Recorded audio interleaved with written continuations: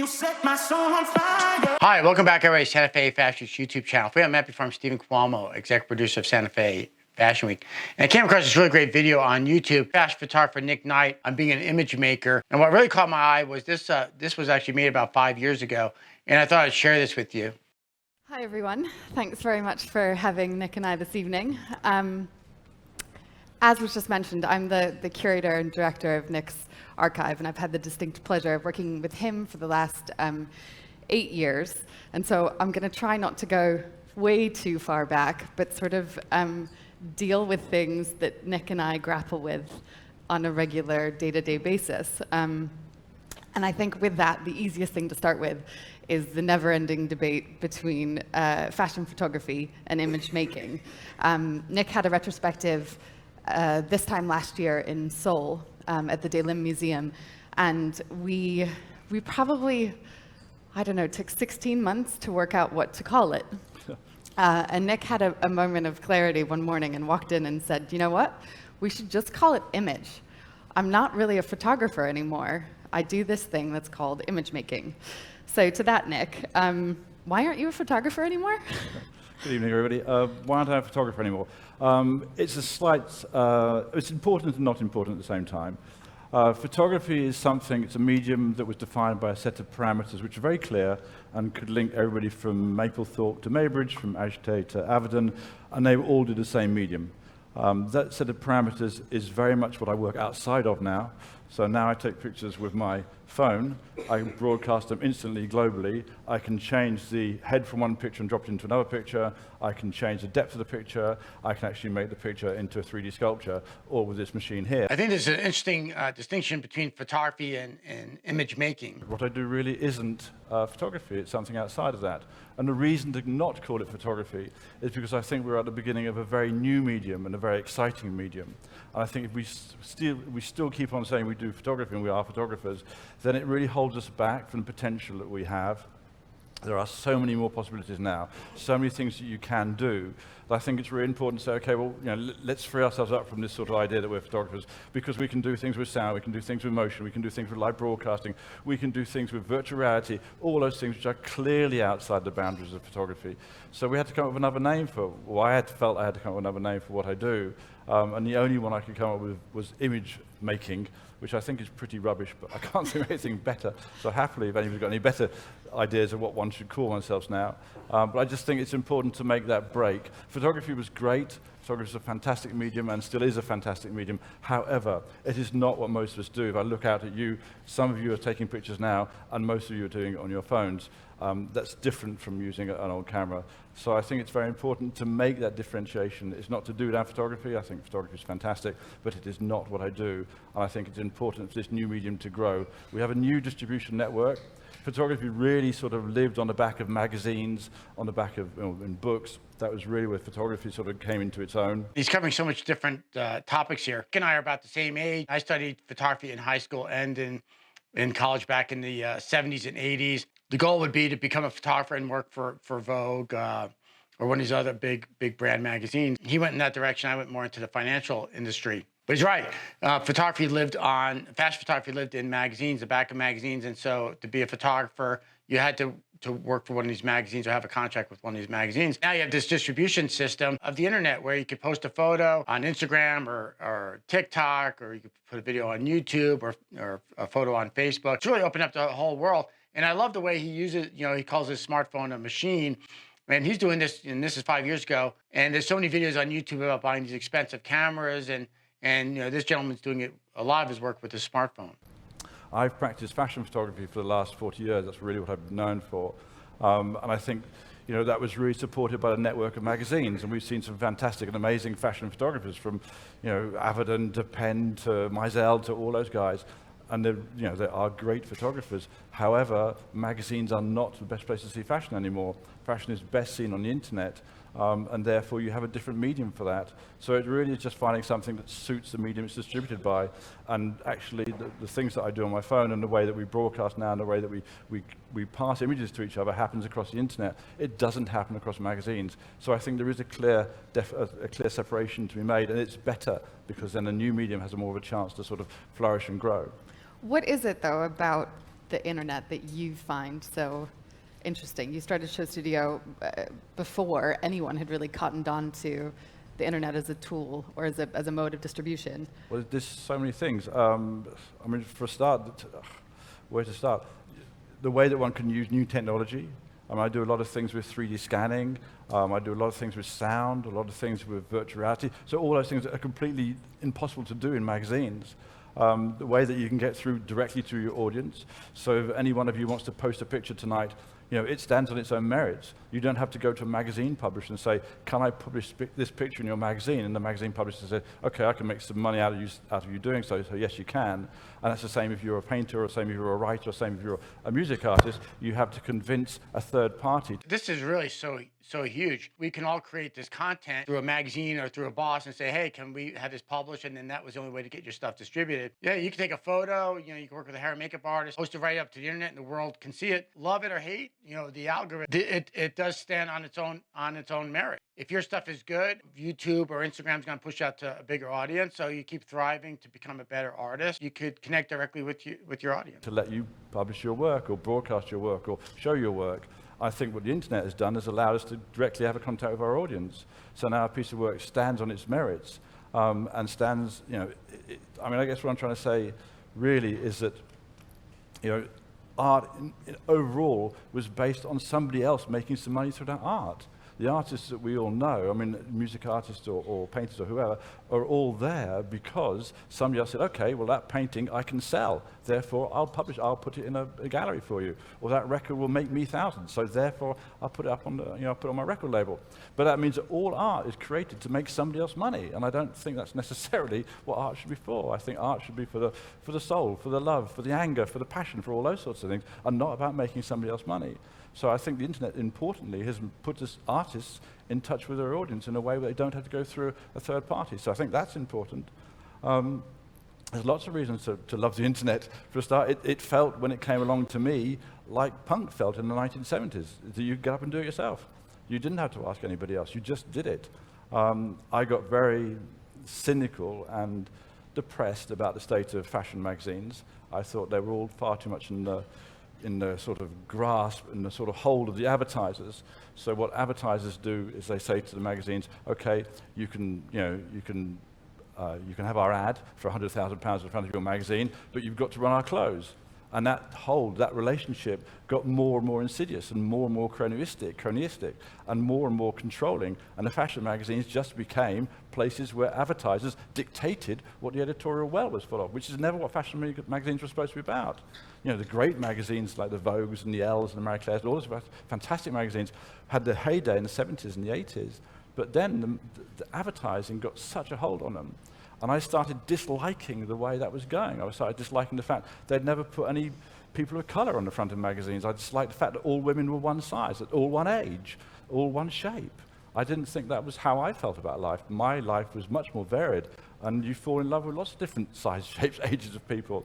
It isn't just one particular size which is beautiful. Of course, you know, lots of people are beautiful in lots of different ways, but I didn't feel it's been reflected in the magazines, and I felt the lack of, that's a very current word now, but a lack of diversity in the magazines, and the way that one form of the female body was being pushed, and one age, and one race, and one creed was absolutely ran against everything that I felt in life. And I got very disillusioned with that. And I wanted a platform that I could say and do the things I want to do without somebody saying to me, well, you can't have her on the front cover because she's too old, or because she's not white, or whatever it is. And those are things, unfortunately, I have to say to you that, you know, certainly through my career, I've heard so many times. Going into meetings, I've heard things which are utterly racist and, you know, utterly sort of unacceptable now. But that was very much the way that things were in the 80s and 90s and the 2000s. Magazines and perfume companies and fashion companies would be completely open about being racist. And in the end, I didn't feel that I could just put up with that. I didn't feel I could just create all my work for all of my life in those circumstances. So I wanted to start something which I felt was a little bit more in line with what I felt about life. It also, I've watched you use the internet in an interesting way. So Instagram, Tumblr, you've used it as this like never-ending cabinet of curiosities where you can discover new artists, new models. Maybe you could just talk about that journey a little bit. Yeah, I think, well, I especially use Instagram nowadays. I mean, it used to be Tumblr a while ago, but the last sort of 3 or 4 years it's been Instagram, because Instagram is a great place to find new talent, whether you're looking for new 3D artists or whether you're looking for new models or new hairdressers or whatever it is. There are thousands of people on Instagram who are showing you who they are. And I used to do most of my casting in the street, so I'd walk along, Camden High Street or wherever it is, just trying to find people to photograph. And now I just go onto Instagram, and there are amazing people. And I think that's a kind of, a very different way of casting models. Normally, or back in the day, the way you would cast a model is you'd be sent a model card, and so you choose this man or this girl off of sort of 2D image of them. You know nothing about them. Now I look at somebody's Instagram account, I know what they do, what they like, who they are. I know lots more about them. And actually, when you're casting somebody, you're casting a person. You're not just casting an image. So I think in those ways, it's a lot better way to work. But the internet is it's such a huge different approach to communication. The idea that we can pick up this and I can take a picture of you now, clunk, and it goes out to millions of viewers across the world straight away, that's never been done before. We've never been able to talk to each other in this completely sort of global way. I mean, it opens up lots of different debates, lots of different things, but it's actually totally new. I don't think ever as a species we've had this global communication before. And I think that the art that will come from this just hasn't appeared yet. You start to see it a little bit, but it hasn't really appeared. I mean, all great social movements create art forms, and we haven't really seen the art form coming out of the internet yet. We will do, but I don't think it's quite there yet. Do you think Instagram as a model, do you think that the Instagram star is now the new sort of magazine? They become their own little individual magazines in and of themselves. Yeah, to a certain degree, people are their own magazines. People are their own showcase, if you want. I think that the balance of power has really shifted. If you look at some of the people on Instagram who have 100 million followers, it's very hard for a magazine, a publication who has perhaps 10,000 people who buy that magazine, or even 100,000 people, to rival that. The balance of power before was very much the magazine would say to the model, okay, we'll put you in our magazine because it'll do you lots of good. Now it's the other way around. Some of the people who have got millions of followers, just dictate the terms, and the whole balance of power of fashion has just shifted. Whether it's for the better or for the worse, we'll see. But I like things when they change. I like things that change around. I actually prefer it when the status quo is completely rocked. I don't like it when things are established and they don't move. As I said, I've worked in fashion most of my life, and fashion is about change and should be about change. So what do you do with fashion photography, fashion film, fashion illustration? So there are 3 very distinct ways of talking about fashion. They're all things you do. Can they all exist together? Does it become a molded genre? Is it? Yeah, I guess. I mean, what Carrie's talking about is on the Show Studio, which is a website I've run. We find lots of different ways about talking about fashion. One of the ways that we've been talking about fashion for the last sort of 5 or 6 years is with fashion illustration. Fashion illustration was a great medium for a long time. It was very central to how people communicated fashion. When the editor would go to the fashion shows, she or he would take along a fashion illustrator because, of course, photography wasn't so widespread. And the fashion illustrator would do sketches from the runway, and then they would take it back to the editor of the magazine. And that's how the whole sort of, the magazine would start to work on what they were going to put in it. Now, of course, or what we've seen is the rise of photography, catwalk photography especially, has been a way of just showing everything that goes on the catwalk instantly. So in about the early 80s, fashion illustration just died. People stopped using it, and these are really talented artists who weren't being employed. It lay low for 20 or so years until sort of things like Tumblr came along, where young kids started to say, well, actually, I just like drawing clothes. And they'd be drawing things from the internet, and they'd be drawing, fashion illustration started to grow again. And I discovered it about 6, 7 years ago. I discovered again through Instagram and Tumblr, these kids who were drawing stuff, basically for their own amusement. And so we started publishing them on Show Studio and putting them out there and asking them to cover the fashion shows for us. But of course, they're freed up from the original role of fashion illustration, which was to show what exactly went down on the catwalks, because we've all got photography now, so they could interpret what went on the catwalks. So the illustrations became more artistic. So that's one of the ways that we show it. Another thing that Carrie mentioned is fashion film. One of the reasons I started Show Studio 20 years ago is because I thought to myself, in any case, I've been filming all of my shoots since the 1980s, And it started to occur to me that, well, if I think about it, when a fashion designer makes a piece of clothing, it's to be seen in movement. There's no fashion designer, whether it's John Galliano or Miuccia Prada, who will ever create a garment to be seen as a still image. So why is the best way to show a garment as a still image? Surely the better way to show it is in movement. So I thought, well, I should have a platform to show fashion film. Fashion film didn't exist at the time. I mean, of course, most of the historic fashion photographers going back to Lartigue, but I mean, all of them, Avedon, had all dabbled in film, but there was no real platform to show fashion film. It's fashion film's hopelessly, or film per se, so cinema film, is hopelessly out of the cycle of fashion. Normal film is about sort of a 3-yearly cycle by the time you've made it, written it, cast it, etc., filmed it and promoted it. So it's hopelessly out of sync with fashion. TV was always far too bureaucratic and far too busy chasing ratings to ever allow it to exist. So the only fashion it got on TV was either scandalized or trivialized. It was either all fashion models of bulimic and anorexic, or let's show Rich and Judy how to put your makeup on. So it never really dealt with the kind of cutting edge sort of, the way that Vogue magazine, when Vogue magazine's really good, deals with the cutting edge of fashion. So we thought that fashion film would be a good way to start to show fashion. We needed a platform to do so. That's why Show Studio came along. But it was the idea that a piece of clothing in movement is the best way to see that piece of clothing. But how long a fashion film is it an animated GIF or GIF? Is it 6 frames long? Is it just about that repeated motion? Or is it half an hour long or 10 minutes long? Nobody really knows. It's different from music videos, which of course when they came along in the beginning of the end of the 70s, beginning of the 80s with MTV, they thought, well, a song's 3 minutes long, a pop song's about 3 minutes long, so a music video is about 3 minutes long. Nobody knows that with a fashion film. How long is a fashion film? I put out one for the designer Gareth Pugh about a month ago. We launched it at the IMAX, which was great, but I digress. But that was 17 minutes long. That's a long piece of film to sit there and watch. But that was also totally different for its purpose, right? That was instead of a collection. So he didn't send girls up and down a catwalk. He showed a film instead of it. Gareth Pugh is a designer who's really championed fashion film. He's been somebody who's really, really pushed it all the way through his career. So it's very unclear what this medium is yet. And I think that's quite normal. If you look at fashion photography started in about 1910 when Condé Nast decided in his magazine Vogue he wanted to get rid of that fashion illustration stuff and have this new medium, fashion photography. So he brought in Baron Adolf de Meyer, who was a kind of slightly sort of, how should I put it, he's a bit of a sort of Mario Testino type character. And he brought in Edward Steichen, who was a very serious art photographer and had been previously working with Stieglitz, but had an eye for fashion. So he promoted these two very different photographers as fashion photographers. Now that was in 1910 roughly. These fashion photographers lasted until about 1925, 1930, before anybody else new comes on the scene. My point is, if you look at the history of fashion photography, it takes a while to develop.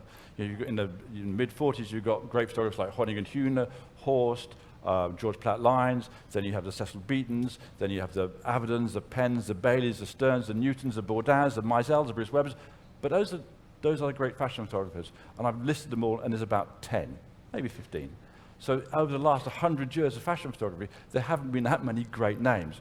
Now, we're right at the beginning of a new medium called fashion film. So I don't expect to see 100 great fashion filmmakers, maybe 1 or 2 at the moment, and they're still just kind of developing. So I think it is a new medium, and it is very, very different to film per se. It's fashion film, I mean, without wanting to brag, I coined the term fashion film. Nobody'd actually put the words together before because there was no need. So when I started Show Studio, I said, well, let's do this thing, fashion film.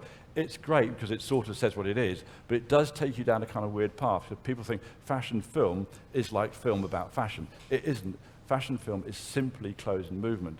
And you will have seen lots of often quite disastrous attempts at making fashion film by some of the very big fashion houses, who I won't bother to name, but they often think, okay, so we're making a fashion film, we're a big fashion house, so we've got lots of money, so we'll employ a huge Hollywood director. So they get in David Lynch, or they get in, somebody brilliant and amazing. However, these are film directors.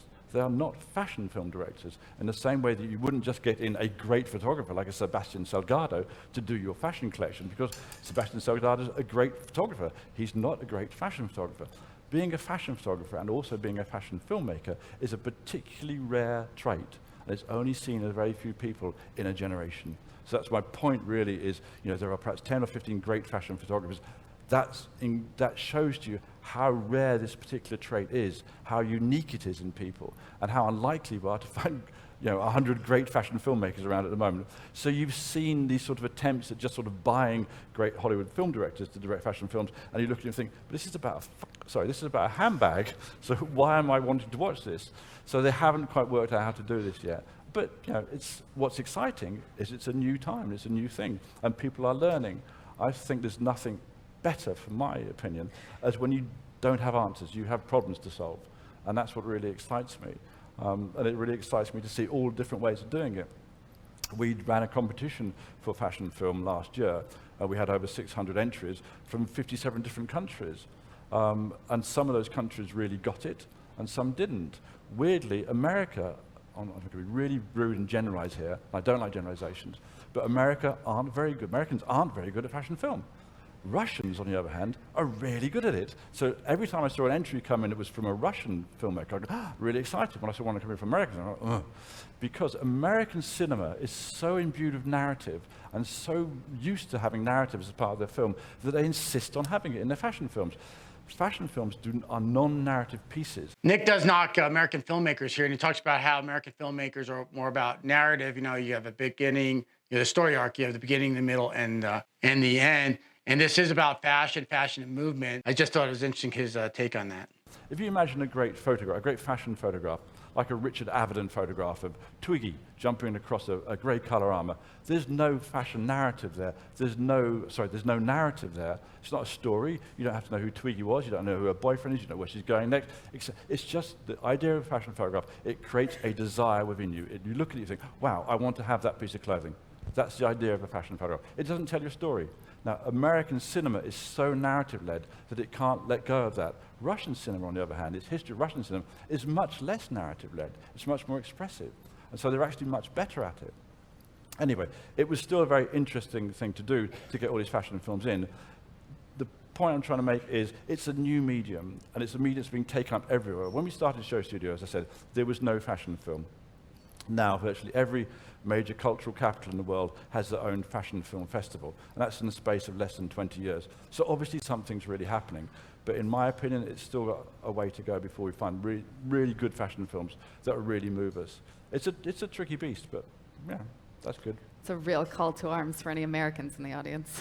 Yeah, so I really apologize for what I said. It's totally wrong, but it was a generalization. What about we don't have a word for this yet, but what about fashion sculpture or 3D scanning? How are you using that in your practice at the moment? It's the same thing, really. It's expressing fashion in a different way. Instead of it being a 2D photograph, it's a 3D object. I can scan, we can all on our phones now virtually do a 3D rendering of the vision in front of us. I started picking up on 3D scanning quite early on.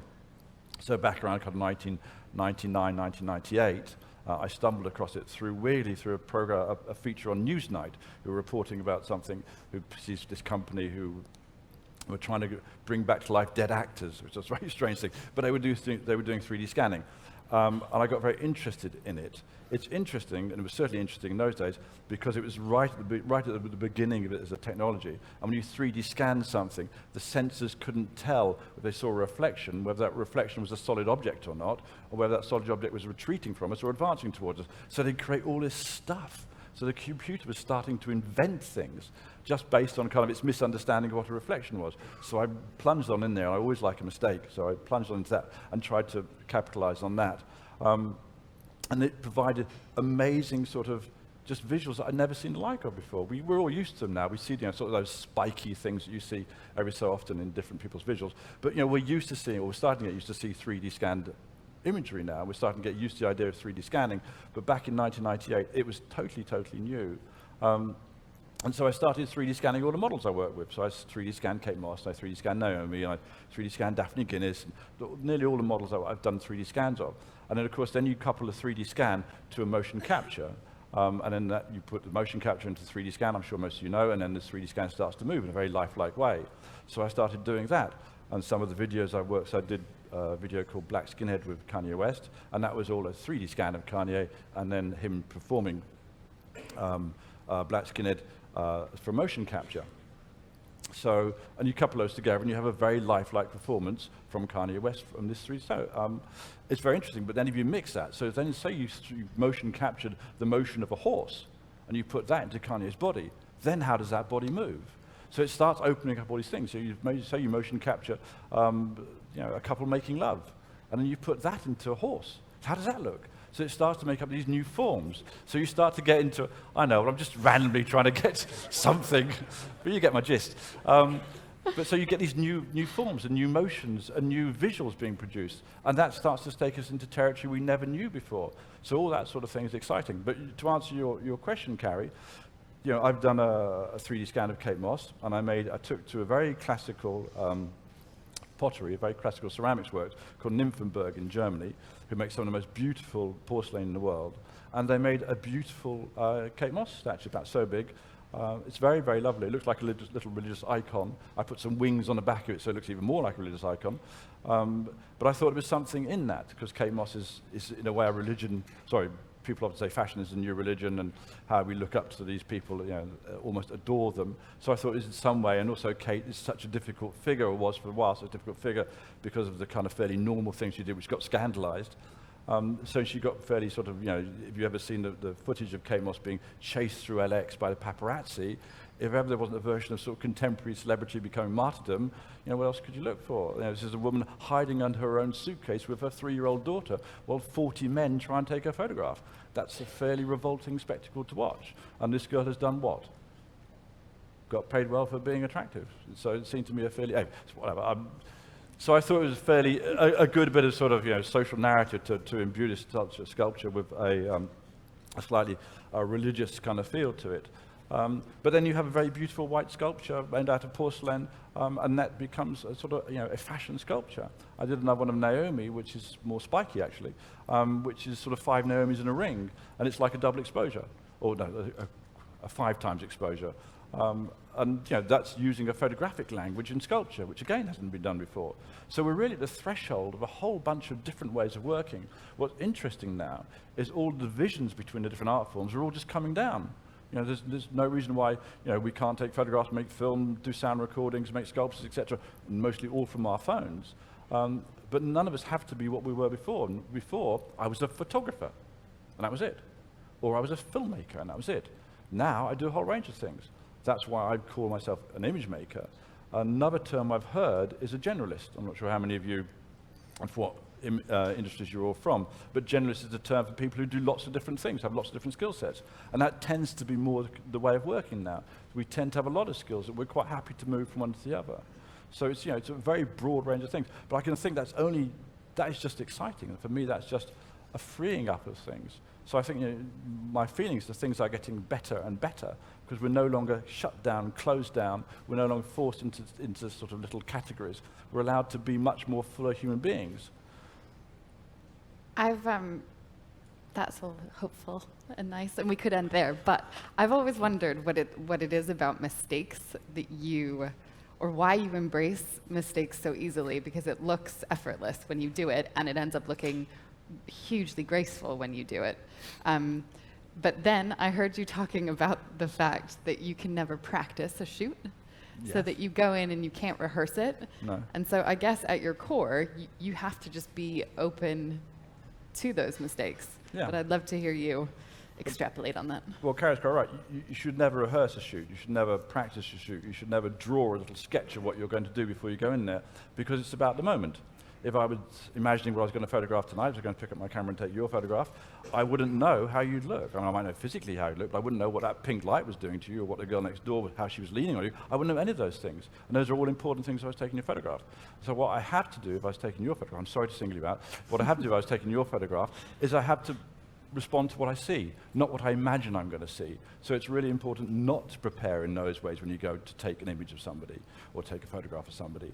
Of course, that's nerve-wracking. If you're going to go and take a photograph or an image of Robert De Niro, you want to be really sure that you're not going to get a good one. And of course, that's terrifying. You now have to tell the Robert De Niro story. What's the Robert De Niro story? For George magazine? Yeah, well, I'll try and keep on track. I can do, but anyway, if you're photographing somebody that you obviously very much you care about what you're going to do, there's no other way of doing this than honestly. So you have to be prepared to I have to be prepared to stand in front of you, and I have to fail in front of you. The first photograph that will come out of my camera, or the first image that will come out of my camera, will not necessarily be the best one, and probably be the worst one. So I have to accept I'm going to fail in front of you. That fear of failure is something that drives people to do the worst thing. They repeat themselves. I think what Nick's saying here is really interesting. I document a lot of my photographer friends as they're doing these photo shoots. This is really happening in real time. So you have that going on, but then you have fashion films, which I think is more like, in a way, producing a movie, because it's more storyboard. In that way, you kind of know what you want to capture to tell the story in a fashion film. You got these two different things going on. You have fashion photography and you have that documentation. What magic is going to come from those photo shoots? And I work closely, if you watch some of my videos, with Alan Osterholtz. We've been working together for a couple of years now, and he's always trying different things. You know, he does a lot of this light painting photography, but he also does, he's pretty diverse in his repertoire of photography. They try and hang on to what made them successful in the past, rather than opening up and say, okay, I'm going to fail. And I will fail, and that's a human act to fail. And actually, that shows you things. When you fail, that shows you much more than when you succeed. So I'm quite happy to fail, and I fail regularly. But I don't mind doing that, because that gets me through to another level. I like mistakes. Mistakes show you the chink in the armor that you can get in through. That's what mistakes do. They show you things you couldn't expect. I think all that's really, really important. It is frightening when you do a photograph. Bless you. It is frightening when you do a photograph, because you never know how you're going to do it. And I've got a picture to do. I'm going to work for Vogue on Monday, Tuesday next week. I'm in Brighton photographing for Vogue under the new editor, Edward Enfield, who I love and is a great friend. Anyway, I'm terrified, because I've got no idea how I'm going to do it. I'm taking a simple camera with me. I'm not taking any lights. I've got 3 models. And I've got no idea what I'm going to do. I'm going to spend the next 5 days worrying myself about it, because I don't know how I'm going to make the first shot. But that's been the same for the last 40 years. In a way, that's the thing you probably can't lose and shouldn't lose, because then, you know, if you get too complacent, the shots won't be any good. I think you have to feel that feeling of fear, that feeling of pressure, that feeling of you have to do it, but you're not going to sure how to do it. I think that's really important in how we create imagery. I can't remember what Life with Robert De Niro's story was, okay. Maybe you know it better than I do. But. For George, wasn't he doing Casino? But then the conceit for George was that they all had to look like George Washington. Yeah. Just slightly amusing anecdotal, but we don't. There's a magazine called George Magazine that most of you will not know, I would bet. But George Magazine was actually a brilliant magazine. It was an American political magazine that came out in about 1995-ish. And the head of it was Kennedy's son, John Kennedy, who was actually a very lovely chap. He's a chap that died in a plane crash. Anyway, he phoned me up and said, hi, it's John Kennedy, which was a shock in itself. And he said, I want you to come to America and I want you to photograph Robert De Niro. I'll just get him on the phone for you. So then I had Robert De Niro on the phone. So all these things are quite strange, because they're huge characters. But it was made even more difficult by the fact that, as Carrie says, the idea for the front cover, which I was doing of this magazine, was they'd rip off the idea of the image of George Washington. So the first one, I think they had somebody they had somebody dressed up. Cindy Crawford, that's Cindy. That's Cindy Crawford dressed up as George Washington. That's my wife. She's very good at prompting me on these things. And the second one I had to do with De Niro, so they put him in a bloody George Washington wig, but De Niro was promoting his film Casino, so he wanted his say in it, so he had the George Washington sword with a playing card stuck on it in a 1950s suit. So this kind of mixed match of these two images. It's very hard to get a portrait of someone who's got all that going on.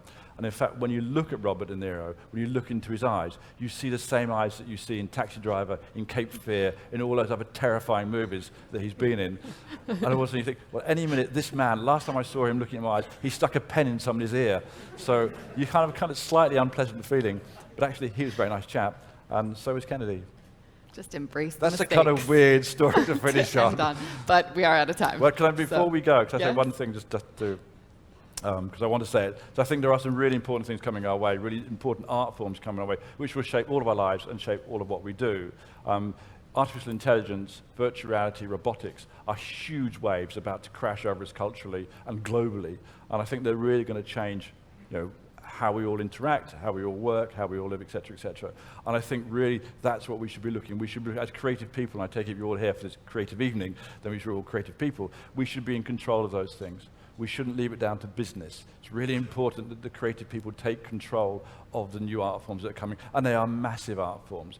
Artificial intelligence is on the one side a bit weird and scary, on the other side absolutely brilliant. I've started working with a chap in Berlin on artificial intelligence, and it's basically if you feed this artificial intelligence enough information, it can start to make decisions for you. So I've fed it all the images from my shoots, and now it can recognize how I work a little bit, and it can, a photograph, I can give it one photograph here, one photograph there, it can make the photograph that's there that I haven't taken. Now I think that's really exciting. Longer term, I actually want to replace myself with artificial intelligence, because realistically, I think that's what's going to happen to me. I think after I die, and I'm age 59 now, so I haven't got that much longer, but after I die in some 40, 50 years' time, some bright spark will recreate me, and I'd rather do it now when I'm alive than somebody, you know, one of your kids, doing it when I'm dead. So I'd actually, you know, my wife has a big problem with this because Google are one of the main people who keep all the images, and so we get slightly worried about who's actually got control of our images. However, I think the more that we get involved now, and the less we get worried about scare stories about robots taking us over and all that sort of thing, I think we have to embrace these things, and we have to shape these things even more importantly. So I think these huge cultural changes that are happening to us and will happen to us through the internet and through things like virtual reality, artificial intelligence, robotics are really important. But it's important that we engage them. It's important that we do not just fear them and shun them. It's important that we actively take them as part of what we do. Another call to arms. Absolutely. On that note, thanks, Nick. Thank you, Mike. Well, I hope you enjoyed this video as much as I did. Again, this was filmed 5 years ago. I'm going to put a link to Nick's Instagram page, because here we are 5 years later, and he's really delved into EFTs, and his Instagram feed is just pretty amazing. I think he uses a lot of artificial intelligence. So thanks again for tuning in.